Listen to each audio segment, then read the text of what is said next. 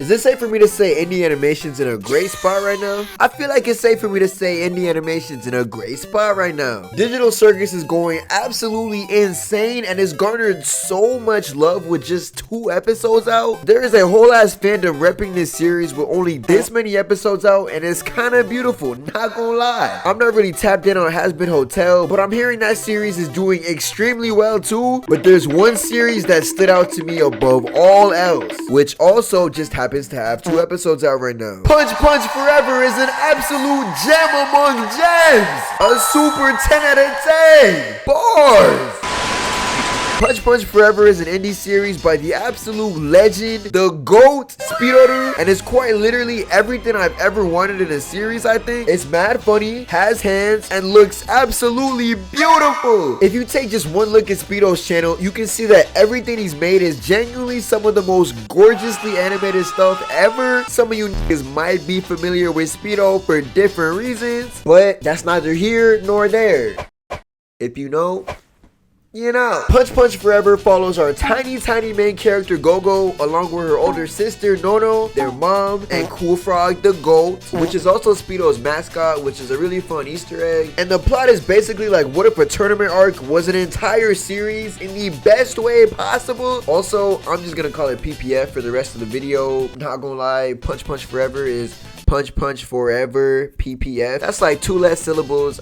We calling it PPF for the rest of the video, respectfully. This little tiny 11-year-old girl is boxing the ever-loving out of all kinds of creatures competing in this tournament, and it low-key reminds me of OG Dragon Ball back when Goku was a fun-sized jit piecing everybody up. Describing this show's comedy is kind of hard, but if you're a person that's on the internet a regular amount, I promise with every fiber of my being, you will find this hilarious. There's also a whole bunch of funny littered all over the backgrounds as little Easter eggs too, which is just such a crazy attention to detail. I feel like it's fair to say this series is more comedy than it is action, but not by a lot. They both go hand in hand with each other, and the ratio of hands to jokes is truly perfect. But yeah, as for the characters, there's our protagonist Gogo, who's a super airheaded, innocent kid who's also an absolute martial arts demon who's been training tirelessly for the big tournament. Her design is super simple, and I think that's part of what makes it work so well. I feel like a huge part of what makes a character design great is being able to get a feel for the character's personality just by looking at them. And when you look at Gogo, you see just that. You can immediately tell she's supposed to be this unassuming kid who's a connoisseur in the art of hands. Then there's her older sister Nono, who has a human form and a demon form for reasons that may or may not be explained at some point. She's low-key a bum who lives in her own filth and is kind of a dickhead to Gogo, but in a cartoon big sibling kind of way. You can tell she still cares about her underneath all that. She also has like one of the best designs in the series, dog. I mean, literally just look. It seems like her demon form switches on and off based on certain status effects, like being splashed by water, getting her nose picked, sneezing, being struck by lightning, etc, etc. Then there's their mother, who's kind of shrouded in a lot of mystery right now, but based on the opening and some info we get later on, we can tell she's definitely got an interesting past that we're gonna get to see. At least I hope.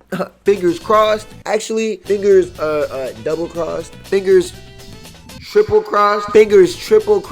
We get to see it soon. Okay, look, episode 3, 4, look, whenever those episodes drop, every character in this series just looks so interesting. I want to know more about every single one of them. Then of course there's Cool Frog, who's there chilling and shit. Shout out Cool Frog. There's recurring side characters that are important too, like Koro, who's basically the king of everything and the head of the tournament. He's definitely super important, and I feel like he could be a major antagonist, but because of how funny this show is, he's not taken super serious. So really, who knows? Then there's the announcer called Jane, who be having hella funny moments. Also, because this series is made by one dude, more or less, question mark, a few dudes at most, this series doesn't have to worry about appeasing advertising and censoring itself as far as we can tell. Characters can swear if they want, we can get a little gruesome if niggas want, but only a little bit. Whatever YouTube and Newgrounds are cool with, but really it's whatever YouTube's cool with, because I feel like Newgrounds really don't be giving a f. Episodes are also super short, which is kind of neat, because I know animation be taking a long ass time to complete. I'm not gonna spoil any actual plot because I really do think you guys should watch this series, but episode 2 just dropped, and somehow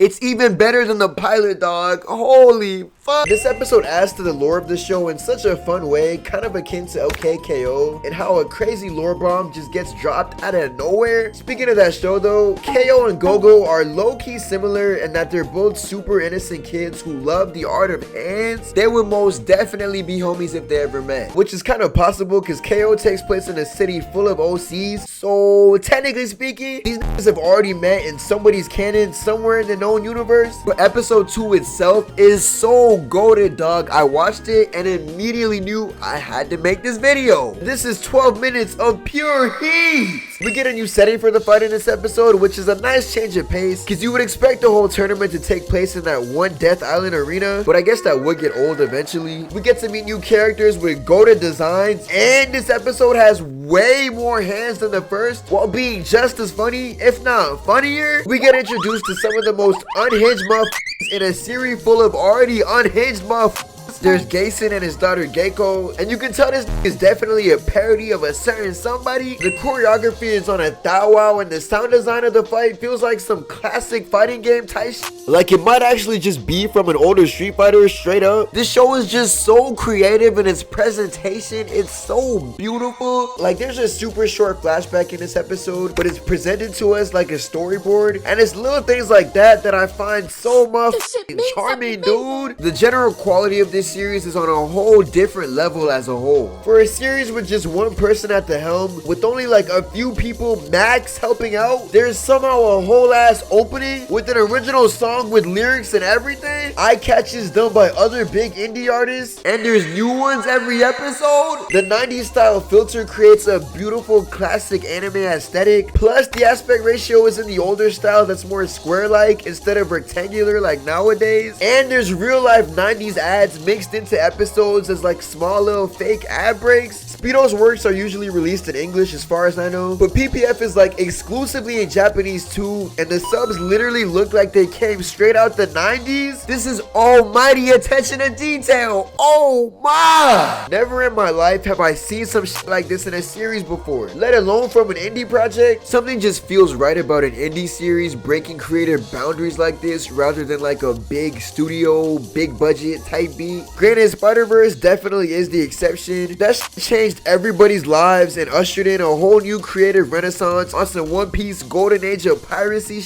And just like Spider-Verse, PPF is a series where you can literally pause at any moment in either episode and boom, that's a wallpaper, dog. Every single frame is the most beautiful I've ever seen in my entire life. If I'm remembering right, speedoru said that he has like hella ideas for the next like 4+ episodes, which is so fire, and I truly cannot wait for more Punch Forever. Could it be actual years before we see some of this stuff? Maybe, probably, yeah, not gonna lie. Yeah, but it's still mad exciting. The community of PPF enjoyers on the Bird app is almighty powerful too, to the point where this was on the trending tab for a little minute. I love just scrolling and seeing the most beautiful fan art in the known universe, dog. I'm so glad this show already has a cult following too, and I already know in due time everybody and their mama gonna be on game. We're only 2 episodes deep into this series, and it's already solidified itself as the greatest web series of all time, in my humble opinion. You feel me? When I was growing up, we had classics like Super Mario Bros. Z and Tome, but then it felt like shit went kind of quiet for a while, or maybe I just stopped being tapped in with new indie web series. It's probably that, TBH. There's absolutely no way niggas just stopped cooking for 10 years. I've been casually following speedoru's art/animation journey for a little minute now, and this feels like the culmination of everything, dog. Like this series is his best work, which is already crazy to say, because I promise you everything this dude releases is absolute flames.